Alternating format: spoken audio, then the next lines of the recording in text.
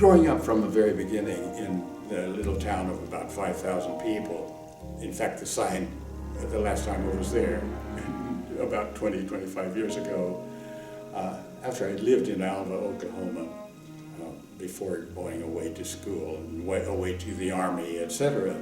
That's all I knew, that environment, which had more cattle, pigs, horses than people. When I was a young teacher in Madera, I was also the playground director. After school, to run the playground, city-wide playground, they had a series of playgrounds in the city, and because I liked very much running, jumping, athletics in general, and physical fitness was always a great joy of mine.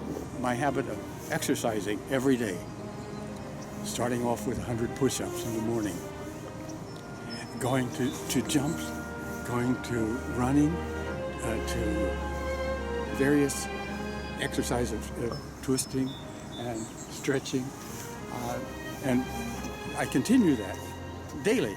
I feel good when I can show others, one, that you can do it, two, it's worth doing, and three, you look and feel very much better. The county chairman of the Democratic Party, two of them came to me and said, would you be interested in grooming for the Senate? Not being ready for it at that time, but would you consider going into politics from the junior level? And I thought, oh, it's nice to be asked that, because deep down I aspired to be a representative in Congress eventually. But then I was timid and I thought, I'm just a little country kid. I'm not up to those standards. Thanks very much for asking me. But, gee, I'm sorry. And later, especially after I taught school several years and had developed a little bit of timidity replacing temerity, a little bit of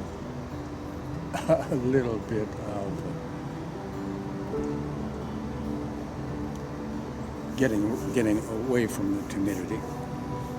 I realized that I wished I had done that, and so then it was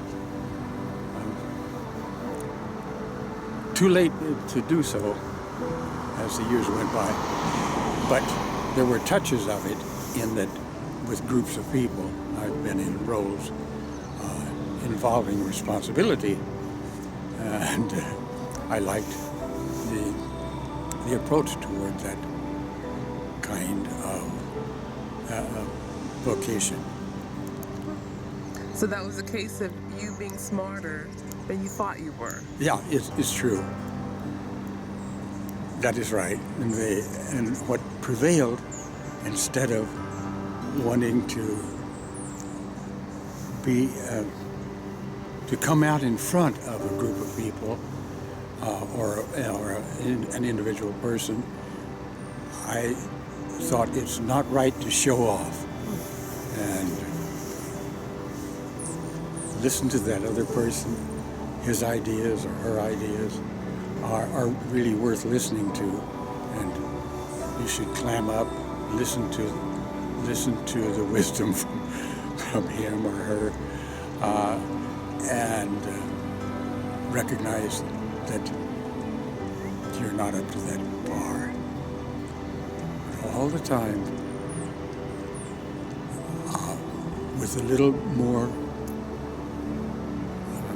bravado instead of the timidity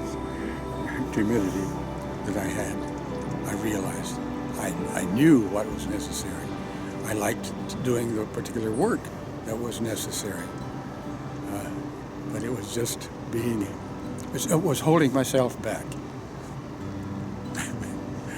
And see, I'm aware of how much I let pass by now. I told you about being held back by timidity. Very true. And that's one thing. See, I've had people tell me many times, what's the matter with you? Why are you holding back? Why don't you do this, run this kind of class? Or tell these kinds of jokes? Or write these articles?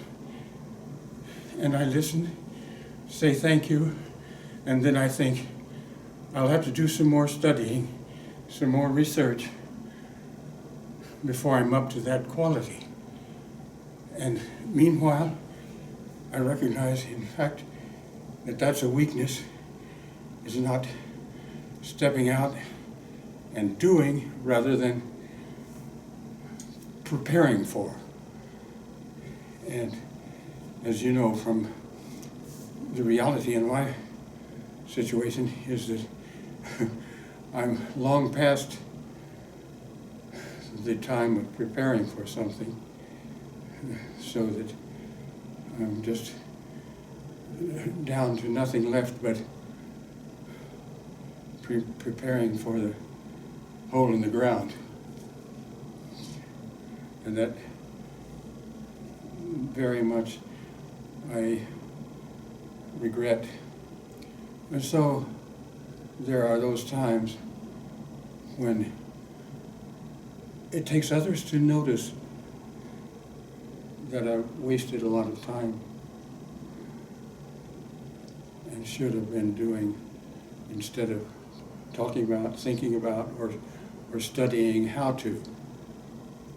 That is at the point now whereby it's a cry for a kick, a boost that says get out and do. Don't continue to hesitate, thinking that you have such a short time left that just coasting into the end is all that's expected of you. Because I hope it's not that all there is left. Who is God? I don't think, I feel certain, that is not a wise old man with a beard. God is worthy of being worshipped.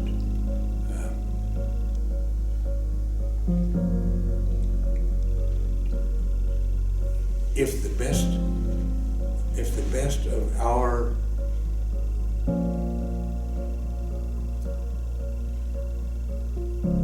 greatest aspirations and depth of our love for fellow humankind are genuine, I think that God is a spirit that encompasses the totality of the best that's in us human beings, and cannot be limited to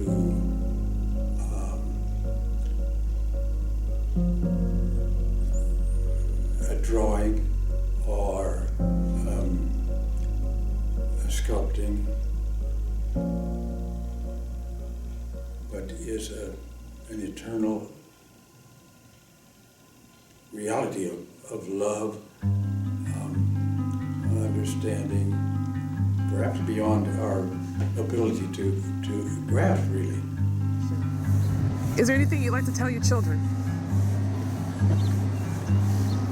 I would like to be talking with them now, seeing them as they are, and letting them know while looking into their eyes that I appreciate them, and more than ever, I will say to them, I love you, and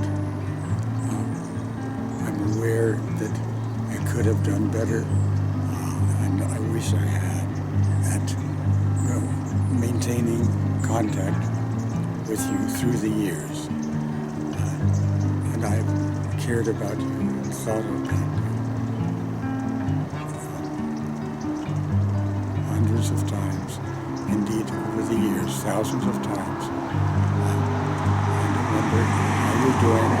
I pray that you're doing well, and that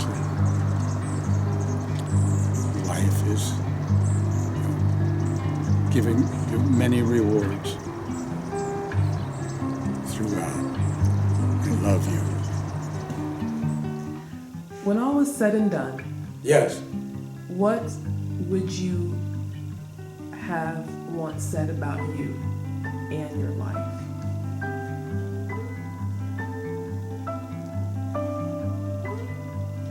That I hope I have shown appreciation for being with you, with that individual, with you folks, and partaking of what you give me in wisdom, and marrying that to humor, and exchanged the awareness, old and constant awareness, or new, fresh,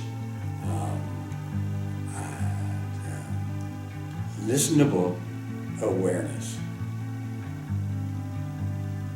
and that you're smarter than you think you are. And I want to be able to encourage your expressing that greater wisdom that you have at your disposal, and use this much less than using your ears. It is listening much more than speaking. And that's why at this moment I should shut up.